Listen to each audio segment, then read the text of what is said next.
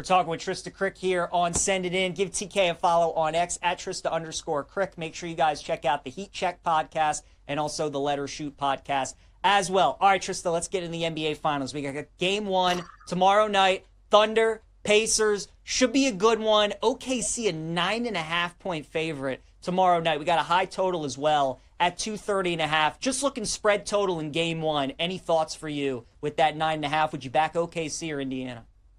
This is one of those heart, head going in two different directions situations, Peach, because my heart says all Indiana does is cover. That's my heart. Mm-hmm. It's like Indiana's tremendous at coming back, down 20, not only covering the number, but winning straight up. That's what this Pacer team does.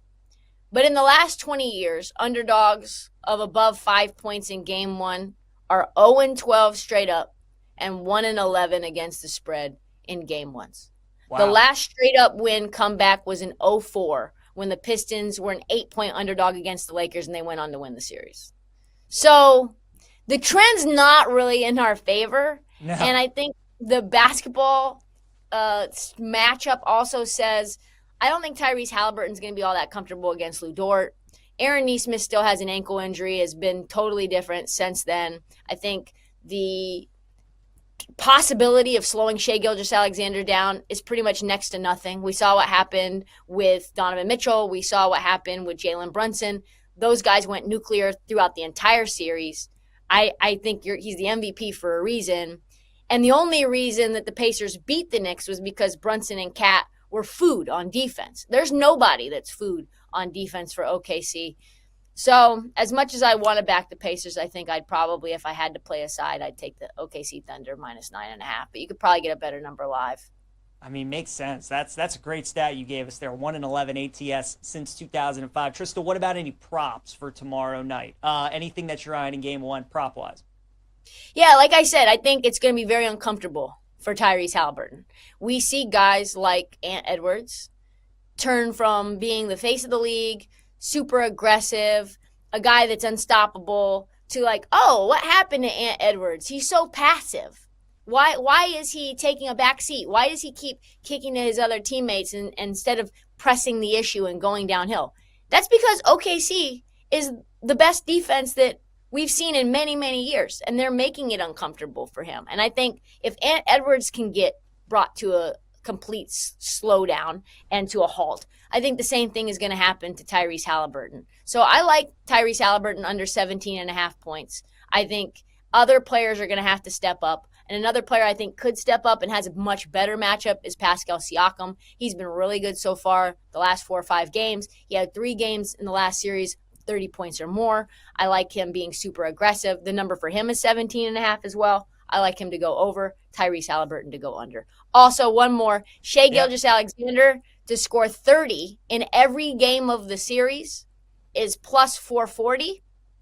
And he is as consistent as they come. And I don't think Pacers are going to be able to slow him down at all. You saw what Brunson did. But Donovan Mitchell's probably the closest comp. And when he played 20 or more minutes in the series against the Pacers, he scored 33 or more. I think the price is great. That's probably my favorite prop bet of the series. I like it. My next question, Trysta, was going to be anybody for MVP outside of SGA. But if you like that bet, I'm going to assume no, right? Nobody else worth betting?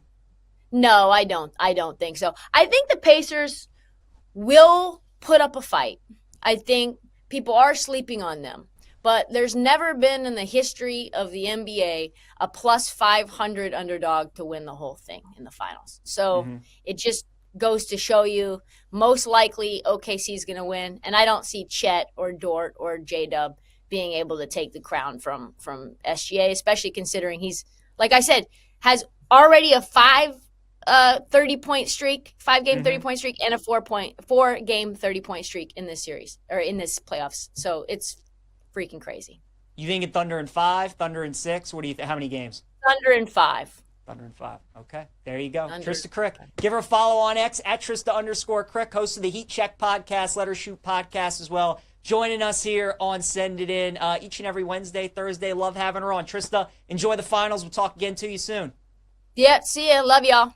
Love you. All right, see you, Tig. Let's keep it rolling here. Send It In on the BetMGM network. And let's dive in to game one of the NBA Finals tomorrow night. OKC, once again, a 9.5-point favorite. The total in the game is 230.5. Guys, I think tomorrow night I would bet it one of two ways, right? Either take Indiana on the money line and bet them to win outright, or bet OKC minus 9.5 and also lay some alt lines as well. I don't think this is going to be one of those games where OKC wins by like 4 or 5 points. I think either Indiana wins outright or OKC blows them out and wins by 20 or 25 plus.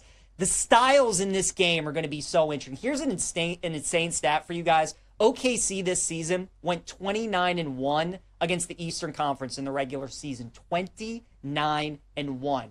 Why were they so good when they went up against the Eastern Conference and teams that only got to see them twice a year? The reason for that is because of how great their defensive pressure is, right? And if you're not used to that and you don't see OKC 3-4 times a year, you can watch them on film, but until you get out there in person, you just can't simulate the kind of length, the kind of speed, the tenacity that they play with.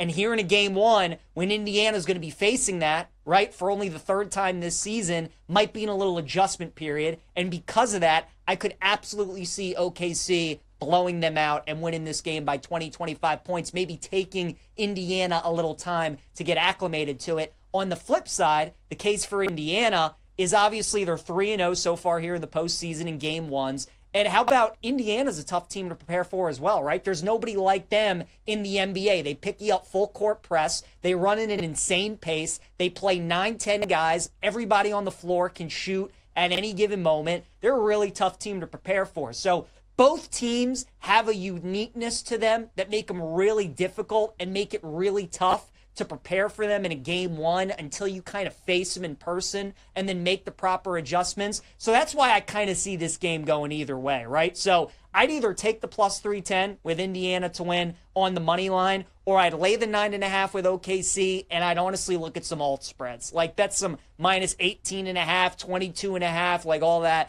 I think this game's either got blowout potential or it's got outright upset potential. Something I was talking about earlier this week. This series reminds me a little bit of Denver and Miami from a couple of years ago, right? Nuggets were a massive favorite. They dropped game one to Miami, and then the Nuggets ended up winning the next 4 games. I think the perception heading into this series kind of feels like everybody thinks OKC's probably going to win this in 5 games, right? Well, Indiana, I could absolutely see them winning tonight. And then the perception when we all are talking about this game on Friday morning is, why do we keep doubting Indiana? Maybe this team is just the best team in the league and maybe they win the whole thing.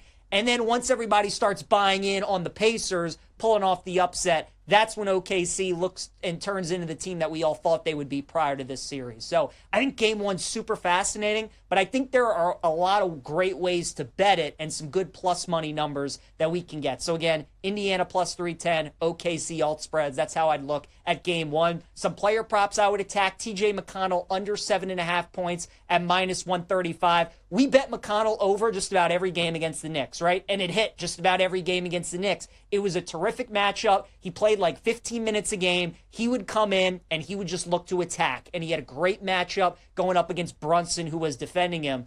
He doesn't have a good matchup in this series, right? Whether it's Lou Dort, whether it's SGA, whether it's Caruso, whether it's Isaiah Joe, whatever it is on the perimeter, OKC has such great perimeter defenders. It's going to be tough for McConnell in this series. And he was averaging about 15 minutes a game in the Knicks series, and that's when he was playing really well. I could see him only averaging like 12, 13 minutes a game in this series, so I'm taking under 7.5 points for him in game one. I like both teams to not score 50 or more points. That's plus 140 in game one. Again, like what if OKC's up like 56-41 at halftime, right? Something like that. I think getting that at plus 140 with the potential of an OKC blowout, we have certainly see them at home this postseason put up some crazy scores in the first half, so I think the plus 140 there could be a good look. And then Ben Shepherd to hit 1 3-pointer in game one, over a half a three is minus 120. We know when Shepherd comes in the game, he's hunting his shot, right? That's what he's out there to do. He's a terrific shooter. So Ben Shepherd 1 3 minus 120, I think that's a good look as well. And then some series long bets that I like for the NBA Finals. Pacers to win game 1, if you do like that. And then the Thunder to win the series is plus 450. We talked about that earlier. If you like Indiana to win game 1, just bet the BetMGM special. Pacers game 1, Thunder to win the series. That's plus 450. Also, Siakam to lead the series in scoring is 40-1. And when you look at that price, certainly SGA is the massive favorite. But if this series is a sweep and SGA is only playing like 28, 30 minutes a game, then Siakam's playing like 37, 38, 40 minutes a game. Might be an opportunity there for Siakam to lead the series in scoring, and you get a great number at 40-1.